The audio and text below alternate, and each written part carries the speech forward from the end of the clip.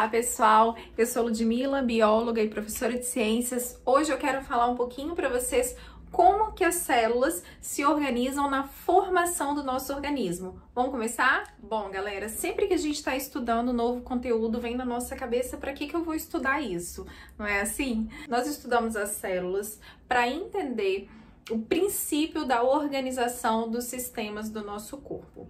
E aí, agora que a gente já sabe o que são células, nós precisamos saber como que elas vão se organizar para formar o nosso corpo.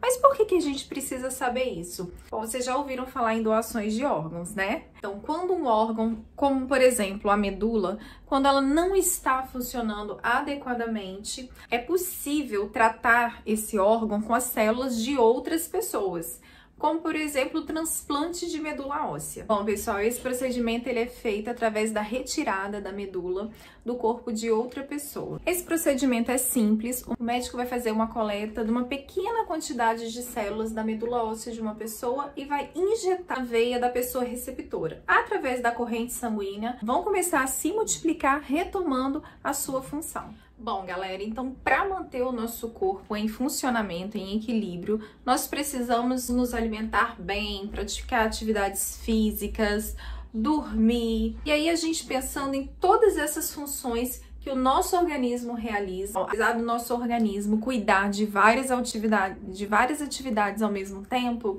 as nossas células elas se organizam para que tudo funcione de maneira equilibrada. Então, para formar o organismo dos seres pluricelulares, que são animais, vegetais, fungos e algas, as células elas se organizam em funções diferentes. Então, nos animais, células com a mesma função vão formar os tecidos. Os diferentes tipos de tecidos vão formar os órgãos. Os órgãos, então, que estão relacionados ao mesmo processo biológico, como, por exemplo, os órgãos responsáveis pela respiração, vão formar um sistema, responsáveis pela digestão, vão formar outros sistemas, e assim são formados os sistemas do nosso organismo. A junção de todos os sistemas formam o nosso corpo humano, ou seja, o conjunto de todas as células, de todos os tecidos, de todos os órgãos e de todos os sistemas formam o nosso organismo. E aí, em cada nível de organização, célula, tecido, órgão, sistema, essas estruturas vão estar relacionadas a cada função que desempenham no organismo. Por isso que os tecidos se formam lá no desenvolvimento embrionário. Quando ocorre a fecundação, ocorre a formação do zigoto, essas células começam a sofrer o processo de divisão celular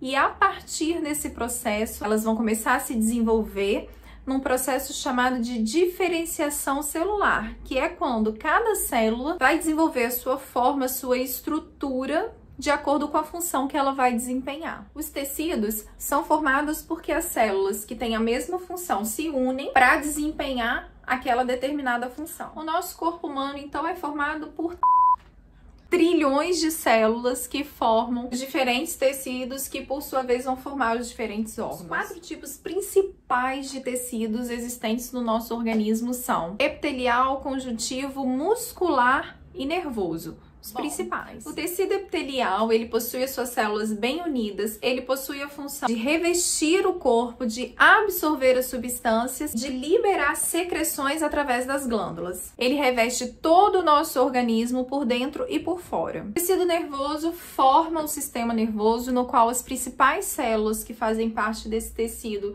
são os neurônios. Eles transmitem impulsos nervosos de uma célula para outra para que o nosso organismo realize as atividades vitais, como respiração, digestão, circulação, excreção, e são responsáveis também pelas sensações e pelas reações aos estímulos que nós recebemos. O tecido muscular, ele é formado pelas fibras musculares, que têm a função também de contrair e relaxar o músculo. Você aí já deve imaginar as funções desse tecido. Ele permite, então, o deslocamento de um lugar para o outro, ele permite os movimentos do músculo do coração, os movimentos do tubo digestório, e aí eles estão classificados em 3 tipos, de acordo com a intensidade da contração. Então,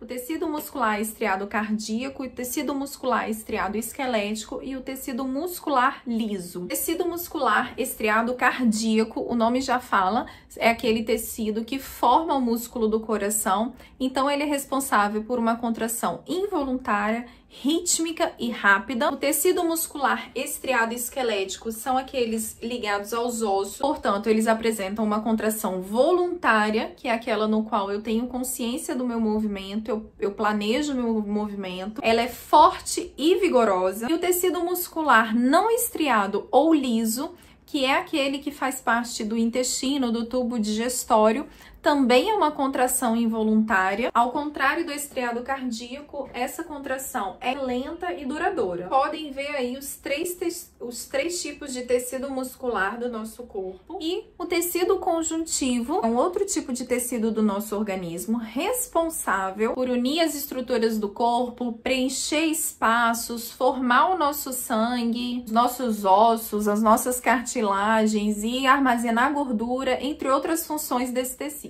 Para a gente entender melhor a relação entre todos esses sistemas e a função que eles desempenham em conjunto para o funcionamento do nosso organismo, eu tenho uma pergunta para você. Para onde vai o oxigênio absorvido pelas células dos pulmões? De onde vem o gás carbônico que chega até elas? O sistema responsável por levar esses gases, por fazer essa troca gasosa, é o sistema circulatório, já que a função desse sistema é circular o corpo, levando água, sais minerais, oxigênio e nutrientes para todas as células do corpo. E aí, para absorver esse gás, ele necessita então da ação do sistema respiratório. Da mesma forma, o sistema digestório, que é responsável por digerir os alimentos que nós ingerimos, como por exemplo a transformação dos carboidratos em glicose para o nosso organismo. E aonde essa glicose vai ser utilizada? Você lembrou da nossa aula de organelas celulares? Você está de parabéns. Onde eu falo o processo de produção de energia, que é a respiração celular, em que essa glicose é utilizada para a produção de energia do nosso organismo. Bom, eu fiz algumas relações para vocês entenderem como que os sistemas estão relacionados, como que cada um, tendo a sua função, trabalha em conjunto para o funcionamento do nosso organismo. É isso, pessoal. Nossa aula termina por aqui. Se você gostou dessa aula, não esquece de se inscrever no meu canal, ativar o sininho para você receber de primeira mão